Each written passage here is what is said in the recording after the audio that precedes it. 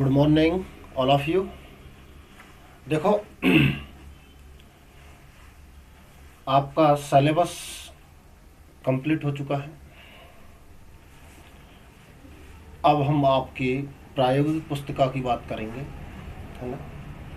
तो प्रायोगिक पुस्तिका में से चैप्टर 3 एंड चैप्टर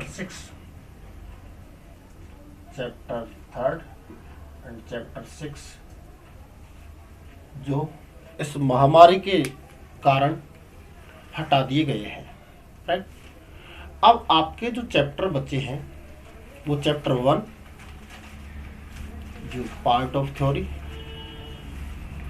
चैप्टर 2 जिसमें आपकी सांख्यिकी है, समांतर माध्य है, माध्यिका है, बहुलक है एंड स्टैंडर्ड डिवाइडेशन जिसे बोले मानक विचलन है, सहसंबंध, स्पीयरमैन का क्या है, सहसंबंध भी है। तो ये सारी चीज़ें पढ़ेंगे। उसके बाद चैप्टर 4 एंड 5 में आपका जो क्षेत्रीय जो सर्वेक्षण है वो जिसे अपन प्लान टेबल सर्वेक्षण या समपटल सर्वेक्षण के नाम से जानते हैं, राइट। तो अब हम चर्चा करते हैं चैप्टर नंबर 2 से, जिसमें आज हम जो टॉपिक लेंगे वो लेंगे समांतर माध्य। टॉपिक जो लेंगे वो लेंगे समांतर माध्य। समांतर माध्य आपको आंकड़े दिए गए हैं और केवल आंकड़े, आवृत्ति वगैरह कुछ नहीं है, केवल आपको आंकड़े दिए गए हैं, तब आप समांतर माध्य, आंकड़े जानते हो। तो देखो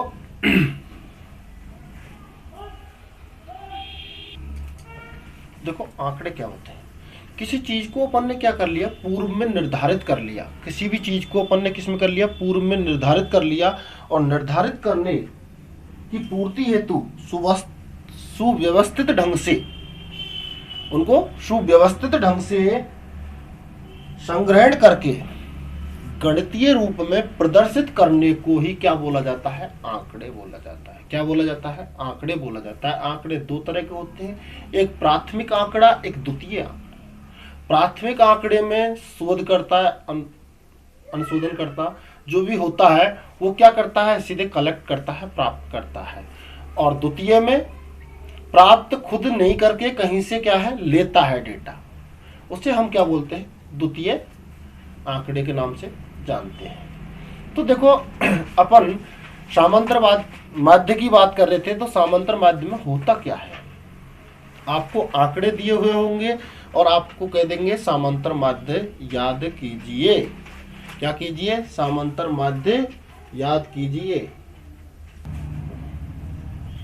देखो जैसे कोई आंकड़े दिए हैं आपको 10, 5, 3, 2, 4, 6 ये आंकड़े दिए हैं, और लिख देता हूं 9, 1,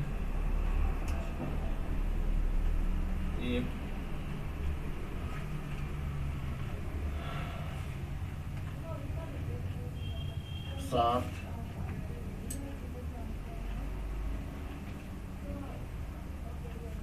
3 इस तरह से क्या दिए हैं, आपको आंकड़े दे रखे हैं और आपसे कह दिया कि समांतर माध्य ज्ञात करना है। क्या याद करना है, समांतर माध्य याद करना है। तो समांतर माध्य बराबर सूत्र होता है सिग्मा x बटे सिग्मा x बटे n, समांतर माध्य।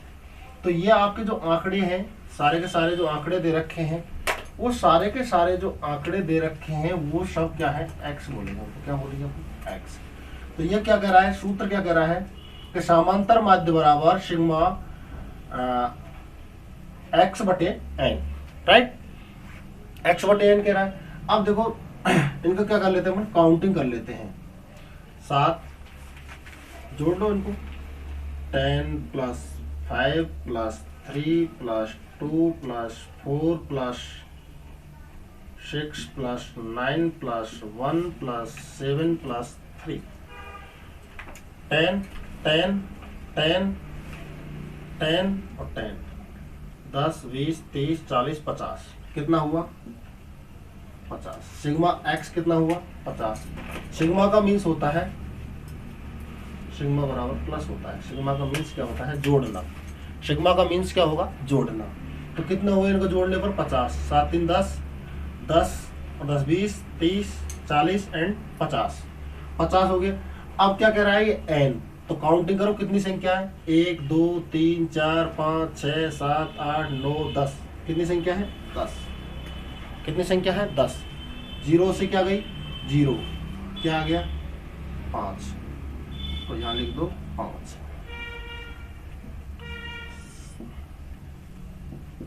ठीक है, देख लो आप।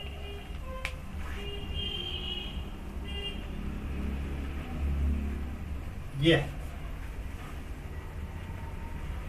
देखो, दोहरा रहा हूं दोबारा से।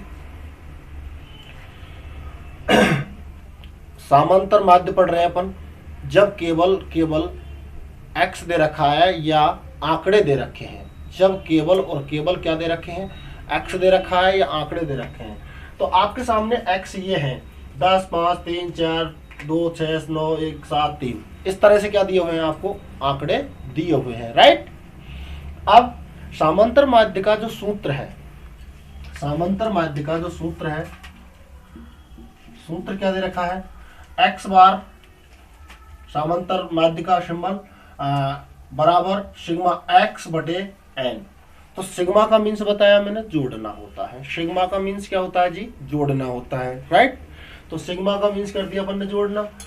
ठीक है, इनको जोड़ा अपन ने, जोड़ने पर आए 50, ऑल ओवर कितने आए 50, कितने आ गए 50, राइट।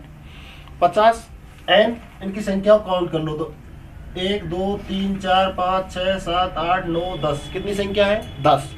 काउंट कर लिया संख्या को, तो n बराबर क्या लिख दिया अपन ने 10, और सिग्मा बराबर क्या आया था, सिग्मा x बराबर 50, राइट। अब सूत्र में फिट ही तो करना है आपको, करना तो कुछ है ही नहीं।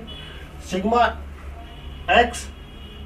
x ऊपर रख दिया, n नीचे रख दिया, 0 से 0 को काट दिया, फिर कितना आया 5। तो समांतर माध्य क्या कहलाया, 5 कहलाया। क्या कहलाया, 5 कहलाया। समांतर माध्य क्या कहलाया, 5 कहलाया।